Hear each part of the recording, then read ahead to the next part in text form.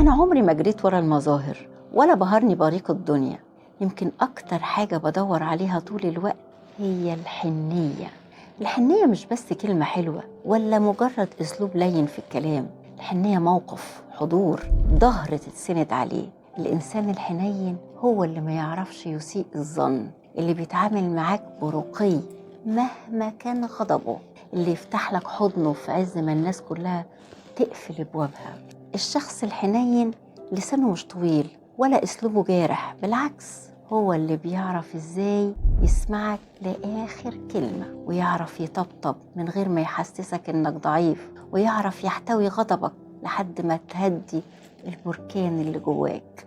الحنيه بتسندك وقت ما تقع وبتخلي الحياه ليها طعم. وعلشان كده اللي بيلاقي في حياته شخص حنين بجد يبقى لقى نص الأمان اللي في الدنيا.